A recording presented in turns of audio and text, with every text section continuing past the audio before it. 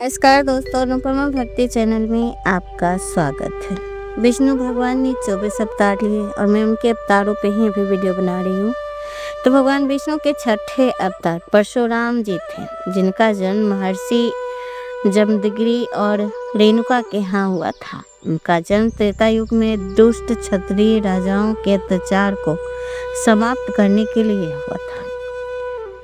वे 21 बार पृथ्वी से क्षत्रियों का समाप्त कर दिए जाते थे। जब भी कोई खड़ा आता था बस बच्चों को छोड़ देते थे, और जब ये बच्चे बड़े होते थे फिर अपने पूर्वजों की तरह गलती करते थे तो फिर उनको सिखाने परशुराम जी तैयार हो जाते थे।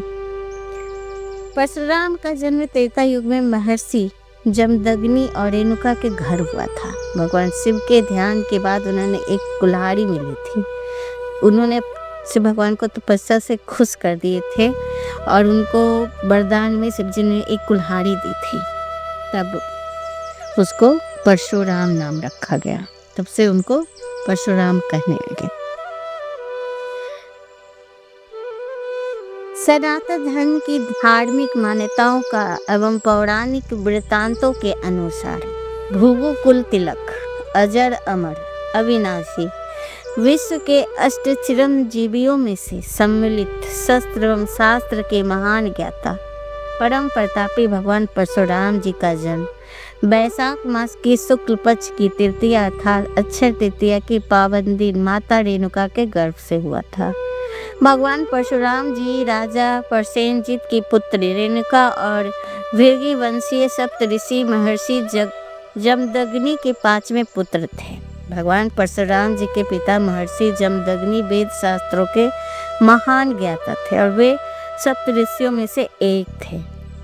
हमारे शास्त्रों के अनुसार भगवान परशुराम अजर अमर है और वह किसी समाज विशेष के आदर्श न होकर बल्कि वो संपूर्ण वैदिक सनातन धर्म को मानने वाले सभी सनातियों के आदर्श हैं। उनको अष्ट चिरंजीवियों में से एक चिरंजीवी माना गया है। उनका उल्लेख हमें रामायण में माता सीता के स्वयंवर के समय भगवान श्री राम के काल में भी मिलता है, तो उनका उल्लेख हमें महाभारत के भगवान श्री कृष्ण के काल में भी मिलता है। उन्होंने ही भगवान श्री कृष्ण को सुदर्शन चक्र उपलब्ध कराया था।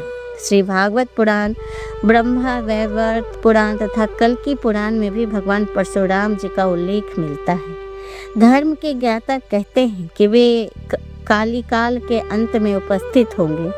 ऐसा धार्मिक मान्यता है कि ऐसा माना जाता है कि वे कल्प के अंत तक धरती पर ही तपस्यारत रहेंगे। पौराणिक कथाओं में वर्णित है कि महेंद्रगिरी पर्वत पर भगवान परशुराम जी की तपस्या स्थली है।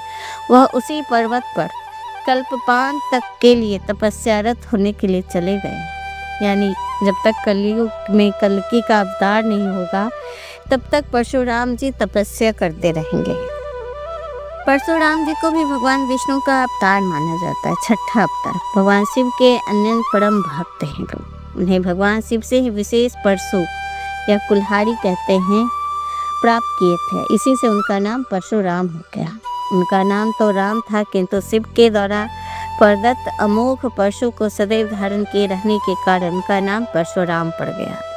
सप्तऋषि महर्षि जगदम्ब के पुत्र होने के कारण से जामदग्नि भी कहा जाता है।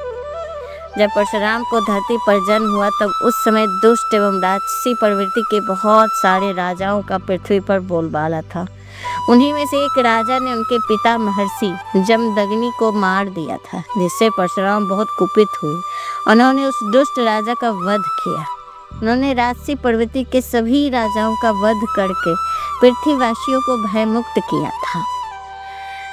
भृगु ने अपने पुत्र के विवाह के विषय में जाना तो बहुत प्रसन्न हुए तथा अपने पुत्र वधू के वर मांगने को कहा। उनकी पुत्र वधू सत्यवती ने अपने तथा अपनी माता के लिए पुत्र की कामना की। भृगु ने उन दोनों को चरु भक्षणार्थ दिए तथा कहा कि ऋतु काल के उपरांत स्नान करे, सत्यवती गुल्लर के पेड़ तथा उसकी माता पीपल के पेड़ का आलिंगन करे तो दोनों को पुत्र प्राप्त होंगे।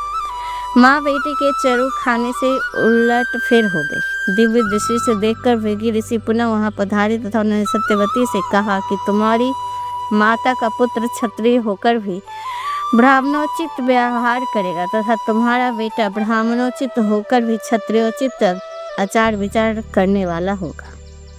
सत्यवती के पति बहुत अनुविनय करने पर भृगु ने मान लिया कि सत्यवती का बेटा ब्राह्मणोचित रहेगा, किंतु पोता क्षत्रियों की तरह कार्य करने वाला होगा। सत्यवती के पुत्र जमदग्नि मुनि हुए।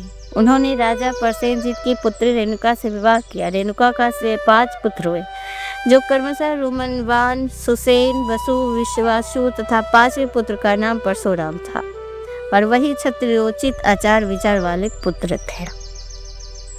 भगवान परशुराम गुरुजनों, माता पिता की आज्ञा का पालन हर हाल में करते थे। एक बार जमदग्नि मुनि ने क्रोध के आदेश में बारी बारी से अपने 4 बेटे को मां रेणुका की हत्या करने का आदेश दिया, किंतु कोई भी तैयार नहीं हुआ।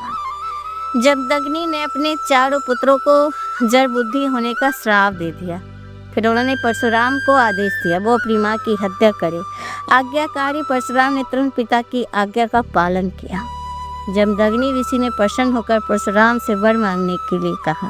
परशुराम ने सबसे पहले वर में अपनी मां को पूर्ण जीवन मांगा और फिर से अपने भाइयों को क्षमा कर देने के लिए कहा। जमदग्नि ऋषि ने परशुराम को आशीर्वाद देते हुए कहा कि वो सदा अजय अमर रहेंगे, और इसी कारण से वो हमेशा अजय अमर रहे, कभी किसी क्षत्रिय से हारे नहीं।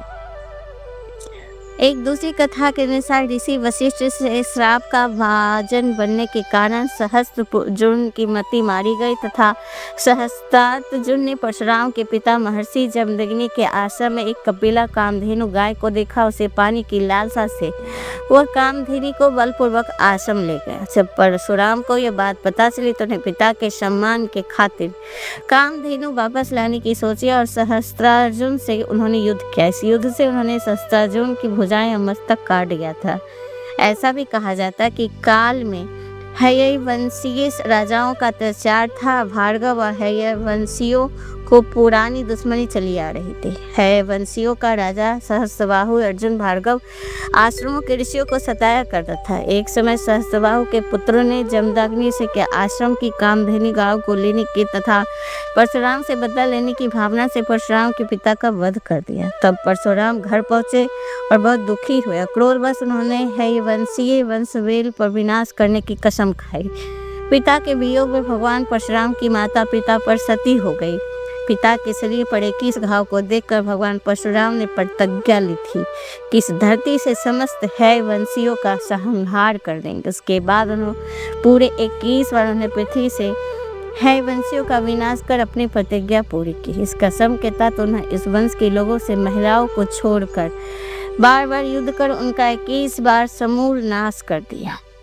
वे बच्चों और महिलाओं को सिर्फ छोड़ देते थे, और जो भी वयस्क होते थे और बूढ़े होते थे उनको वो मार देते थे। परशुराम ने धरती पर से क्षत्रियों का समूल नाश कर दिया था, लेकिन धर्म के ज्ञाता कहते हैं कि परशुराम ने महिलाओं का वध नहीं किया था, जिसके बाद वे वंश चलता रहा। उन्होंने समस्त पंचक क्षेत्र कुरुक्षेत्र में हयवंशियों के रुधिर से 5 कुंड भर दिए थे। इसी रुधिर से परशुराम ने अपने पितरों का तर्पण किया। उस समय ऋचिक ऋषि साक्षात प्रकट हुए, तब उन्होंने परशुराम को ऐसा कार्य करने से रोका।